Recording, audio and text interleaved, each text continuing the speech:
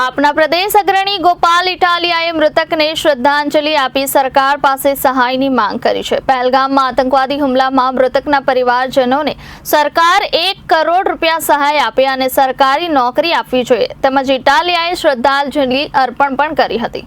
જમ્મુ કાશ્મીરમાં આવેલ પહેલગામમાં આતંકવાદી હુમલામાં મૃતકના પરિવારજનોને સરકારે 1 કરોડ રૂપિયા સહાય કરી અને સરકારી નોકરી આપવી જોઈએ તેમ ગોપાલ ઇટાલિયાએ શ્રદ્ધાંજલિ અર્પણ કરતા જણાવ્યું હતું। તેઓએ વધુમાં જણાવ્યું હતું કે આ આતંકવાદી હુમલાને રોકવા જોઈએ।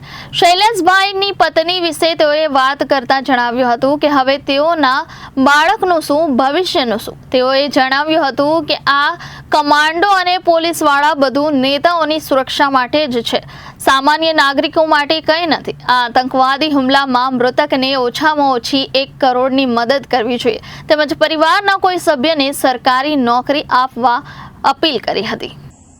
જે રીતે પણ નાશ કરવો પડે એ રીતે નાશ કરવા માટે સરકારે આગળ આવવું જોઈએ। એની ઉપર બોમ્બ મૂકે કે એની ઉપર યુદ્ધ કરે કે જે કંઈ સરકારને યોગ્ય લાગે એ કરીને પણ આ છાશવારે આતંકવાદીઓ જે આપણા દેશ ઉપર હુમલો કરે છે એને રોકવાની કોશિશ થવી જોઈએ। આજે આખા દેશભરમાંથી જે કંઈ પણ એ આતંકવાદી હુમલામાં મૃત્યુ પામ્યા હતા આપણા ભારત દેશના નાગરિકો, એમની અંતિમ યાત્રા હતી। સુરતમાં અંતિમ યાત્રા દરમિયાન મૃતક શૈલેષભાઈના પત્નીએ ખૂબ વેધક અને ખૂબ માર્મિક પ્રશ્ન પૂછ્યો છે।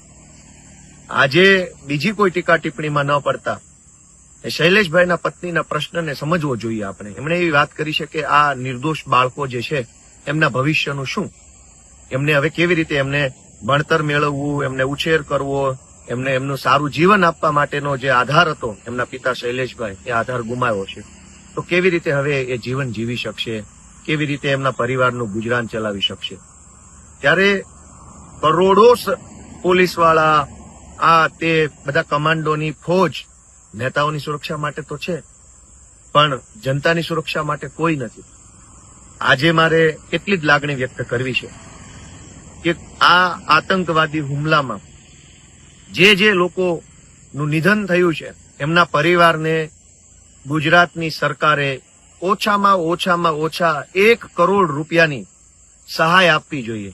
એટલા માટે નહીં કે એમના પરિવારમાંથી કોઈનું મૃત્યુ થયું છે એની કિંમત લગાવી જાય, એટલા માટે મદદ કરવી જોઈએ કે પરિવારનો સદસ્ય ગુજરી ગયા છે, એમનું ઘર પરિવાર ચલાવવા માટે, એનું ગુજરાન ચલાવવા માટે, પરિવાર ઉપર આકસ્મિક જે આફત આવી છે એ આફતમાંથી ઉગરવા માટે થઈ અને ગુજરાત સરકારે ઓછામાં ઓછી 1 કરોડની મદદ કરવી જોઈએ।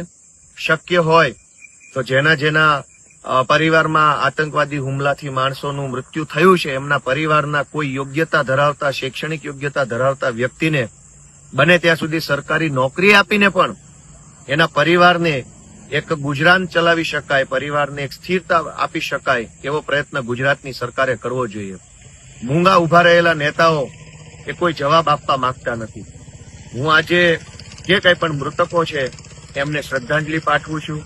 એમના પરિવારને ઈશ્વર ખૂબ શક્તિ આપે આ દુઃખ સહન કરવાની એવી પ્રાર્થના કરું છું અને ગુજરાતની સરકારને વિનંતી કરું છું કે નેતાઓ ખરીદવા માટે તો કરોડો રૂપિયા વપરાય છે, ધારાસભ્ય ખરીદવા માટે કરોડો રૂપિયા વપરાય છે, પણ આતંકવાદી હુમલામાં મૃત્યુ પામેલા એક ગરીબ પરિવારના, બાપ વગરના થયેલા, આધાર વગરના થયેલા નિર્દોષ બાળકોનું ભણતર ન બગડે, ભવિષ્ય ન બગડે, એ પરિવારનો વિકાસ ન અટકે, એટલા માટે થઈ ગુજરાતની સરકારે વહેલામાં વહેલી તકે તમામ મૃતકોના પરિવારને ઓછામાં ઓછા 1 કરોડ રૂપિયા આપવા જોઈએ અને શક્ય હોય ત્યાં સુધી સરકારી નોકરી પણ આપવા માટેનો પ્રયત્ન કરવો જોઈએ અને ફરીવાર આવા આતંકવાદી હુમલા દેશ ઉપર ન થાય એના માટે આકરા યુદ્ધ કરવું પડે તો પણ સરકારે આ પગલું ભરવું જોઈએ એવી મારી લાગણી છે, વિનંતી છે। જય હિન્દ।